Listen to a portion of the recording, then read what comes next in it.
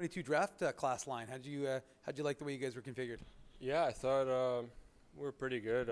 I mean, we had a few shifts where we were in our D zone a little too long, but I thought we played fast. We were on pucks and obviously created a big goal for the team. So yeah, I like playing with those guys. It was good game, but I think little couple things that we could tighten up.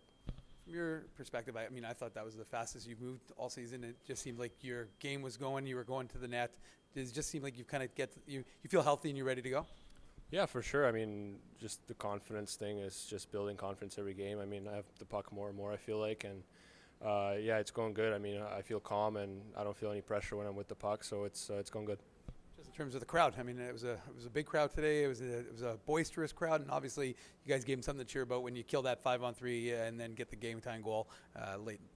Yeah, huge from the crowd today. It was a great showing from them. They were loud as well and into the game. And after that goal Caesar score, I got chills. It was so loud. So, yeah, great crowd. Hopefully we get a good one tomorrow.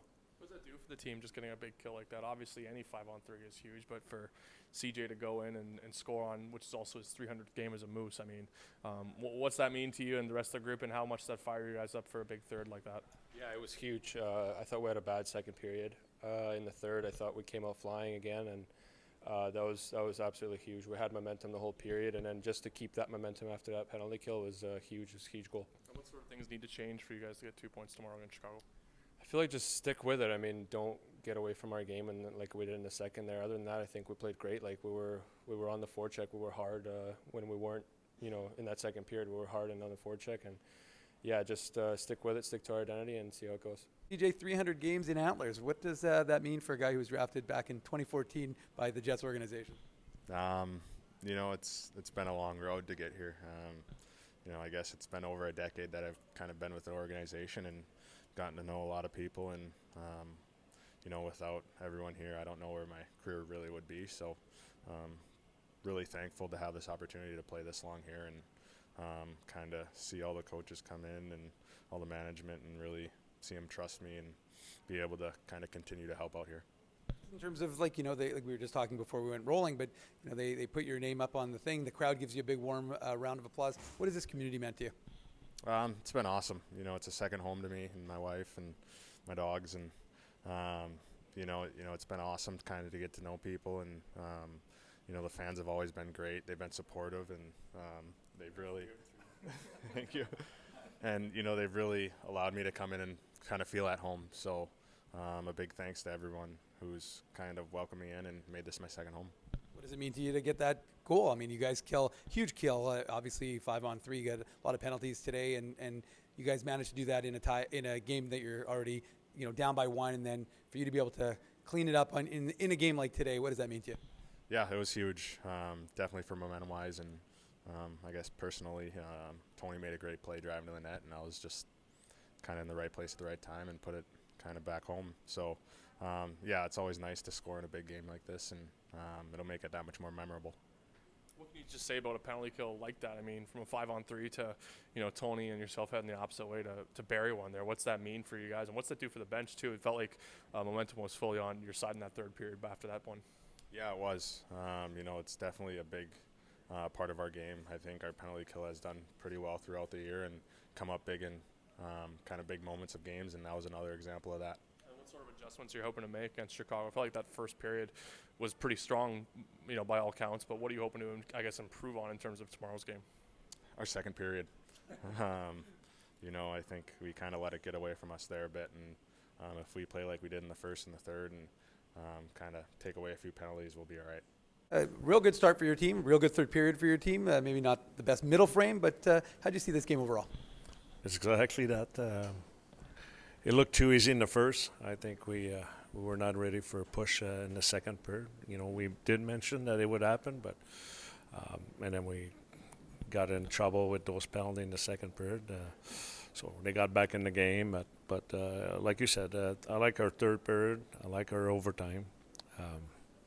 Yeah.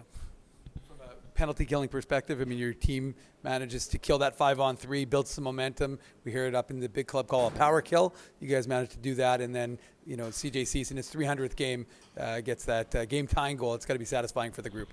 Yeah, for sure. I forgot to congratulate him for his 300 game. But like you said, you know, I think the PK in the second period was just like our 5-on-5 game. I thought we fall asleep in the second, but in the third, I thought the guys were more active, a lot more aware on as far as the defensive side, and it shows on the PK. You know, when I'm a big believer that special team is a reflection of your 5-on-5.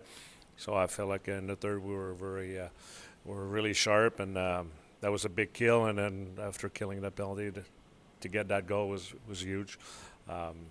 So we went to overtime with a lot of confidence, a lot of momentum. I like our first shift. I thought we had a good first shift to start in overtime, and then got another penalty. I think we had 8 or 9 penalties tonight, so that's way too much. It's too much ice time for some guys that we rely on also on offensively. So, you know, every time we take a lot of penalty, it drains a lot of energy, it takes away some offense from our team. But yeah.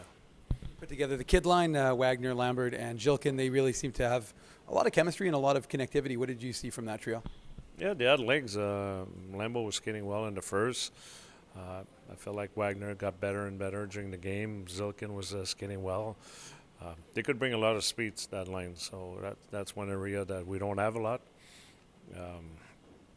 Not a lot of speed as far as the team, but I felt like that line could bring us something, and that would be that element of speed.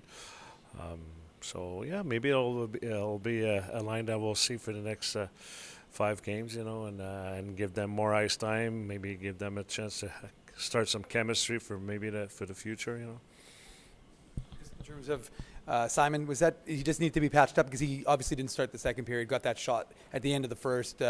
Is he okay? And was it just a matter of getting him patched up so he was ready to go? Well, you know, every time you get hit in the head or face, yeah, there's a stitches element, but also he had to go through the protocol of concussion, so we had to wait for any result. But good for him for coming back. You know, it was tough to start.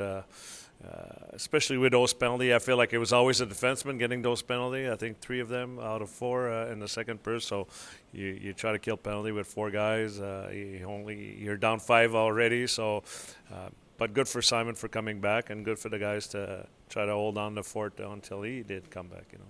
Just speak quick word on the penalties. Is when a game is called that tight, is what adjustments do you expect the team to make?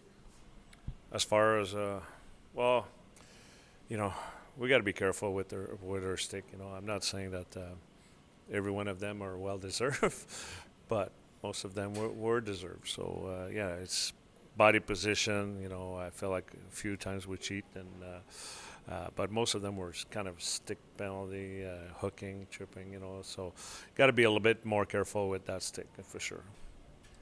I just have one more. In terms of Elias Salamonson, what kind of growth are you seeing in this young man, especially now that he's healthy and feeling good about his game? Well, I saw a big change when he came back from his injury. I think that 7 weeks give him a chance to see the game from the outside. You know, I feel like before that there was reaction. You know, it was a little bit slow as far as small ice surface, different style of hockey. And I think the fact that he was in the stand, I thought it was very, very beneficial for him to get another look from the game, and I think since then he's been really, really outstanding. I think he's playing his best hockey. It's tough, you know. He's already played more game this year than he did the last few years. You know, in Europe they don't play as much game, but it's more 2 games a week or stuff like that. But it's a huge season for him, and I like the progression. I like. You know, both special teams has been doing a good job, 5-on-5. Most of the time I'll give him some tough matchup, and he's doing extremely well. So, yeah, I see a lot of growth, but a lot of growth since he came back from that injury.